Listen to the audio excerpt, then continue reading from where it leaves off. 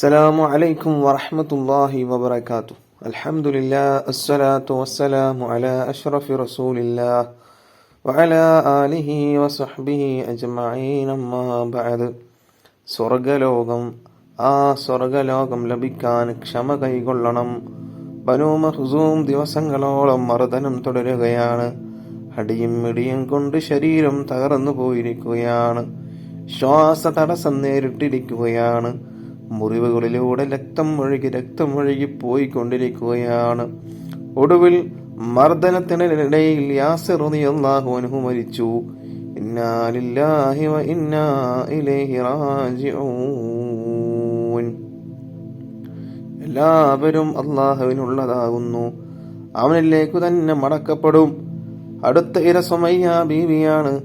ബനൂ മഖ്സൂം അബൂ ജഹലിനോട് പറഞ്ഞു, ധിക്കാരിയായ യാസിറിന്റെ ഭാര്യയാണിവൾ. ഇവളെ മര്യാദ പഠിപ്പിക്കാൻ നിങ്ങളെ ഏൽപ്പിക്കുകയാണ്. ഇവളുടെ പേര് സുമയ്യ എന്നാണ്.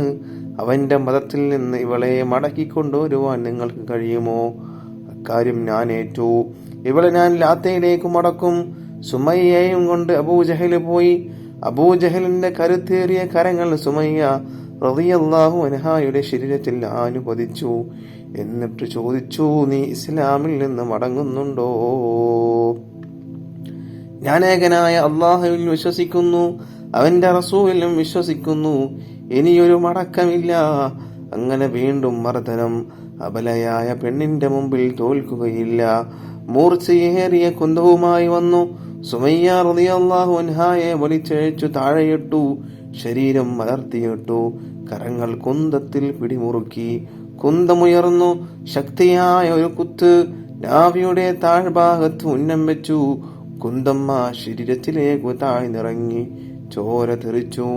മണൽ തരികൾ ചുവന്നു. ലാ ഇലാഹ ഇല്ലല്ലാഹ്, ലാ ഇലാഹ ഇല്ലല്ലാഹ്. തളർന്ന ചുണ്ടുകളുടെ മന്ത്രം. ആത്മാവ് പറന്നുപോയി. ചലനമറ്റ ശരീരം മണൽപ്പരപ്പിൽ അനാഥമായി കിടന്നു. ഇസ്ലാമിന് വേണ്ടി രക്തസാക്ഷിത്വം വരിച്ച ആദ്യത്തെ വനിതയാണ് സുമയ്യ റളിയല്ലാഹു അൻഹാ. അബ്ദുള്ളയും ക്രൂരമായ മർദ്ദനത്തിനിടയിൽ മരണപ്പെട്ടു. അമ്മാർ എങ്ങനെയോ മരണത്തിൽ നിന്ന് രക്ഷപ്പെട്ടു. പിൽക്കാല ഇസ്ലാമിക ചരിത്രത്തിൽ അമ്മാറിന്റെ സേവനങ്ങൾ വളരെ മഹത്തായതാണ്. ലുബൈന റളിയല്ലാഹു അൻഹാ ഒരു അടിമ പെൺകുട്ടിയാണ്. ഉമർ റളിയല്ലാഹു അൻഹു ഇസ്ലാമിലേക്ക് വരുന്നതിന് മുമ്പുള്ള നാളുകളിലാണ് സംഭവം. ശക്തനായ ഉമർ ലുബൈനയെ കഠിനമായി മർദ്ദിച്ചു. തളർന്ന ചുണ്ടുകൾ മന്ത്രിച്ചത് ഇങ്ങനെയായിരുന്നു, യജമാനൻ, താങ്കൾ ഇസ്ലാമിലേക്ക് വരൂ. ഉമർ ഇബ്നുൽ ഖത്താബ് റളിയല്ലാഹു അൻഹുവിനോടാണ് പറയുന്നത്. എട്ടിപ്പോയി ധീരനായ ഉമർ റളിയല്ലാഹു